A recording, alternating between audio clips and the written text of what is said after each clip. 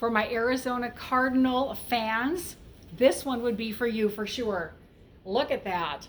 Love it when the quilts get finished so we can really see what the creator had in mind right here. I'll hold this up, you can see it. It actually is, she said it's called Dresden Hall design. And I have had this exact same style of quilt here, and I don't know that I was familiar that that was the name. So it's super fun to be able to learn that. It's all half square triangles. When you have half square triangles or anything that's cut at the bias, like a half square triangle, you want to be careful that you're not stretching that when you're stitching it or when you're pressing it, because you can take a wonderful, even triangle and make it into a very strange shaped parallelogram. Nobody wants to be having that on their quilt. No, they don't. So you want to be cutting it carefully. You want to be stitching it, pressing it carefully, and then trimming it up to the right shape. So great job on this. Great job on this, Amy. She's making this for her daughter's friend, I believe is the case. What a great one. She chose my football touchdown, which is a new design I have. I really love it, and I alternated it all the way. So we've got a football here, and then footballs beside it, a football beside that. So it kind of goes this way. Now, she requested specifically to do self-binding. So let me kind of turn this over, and you can see on the back.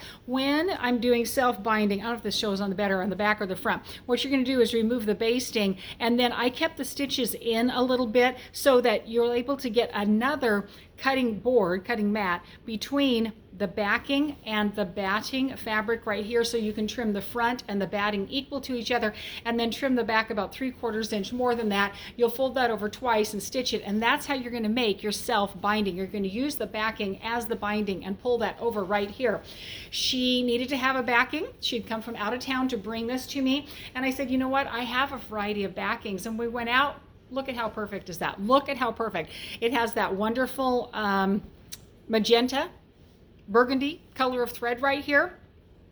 And then the little dark colors in it goes perfectly with the dark. I mean, it was just meant to be. It was perfect. It's a perfect back for this right here. So I'm so happy with how it turned out. She chose my silver color of thread, which really shows those footballs a lot more in the red sections, and you can see it on the back as well. So she will be doing my self-binding technique, and if you have any questions about that, I'm happy to share with you. Hit the arrow down below. It'll take you to more of this same quilt getting stitched out. Follow on Facebook, follow on Instagram. You see pictures of the quilts over there. Be sure and like and subscribe. It makes a big difference, my friends. We'd love to be able to get these beautiful quilts out to other people. We're like 380,000 views of your quilts. It's your quilts people are coming here to see. So let's continue it going. Let's continue the momentum, and that's going to happen by liking, subscribing it, sending it to your friends and neighbors.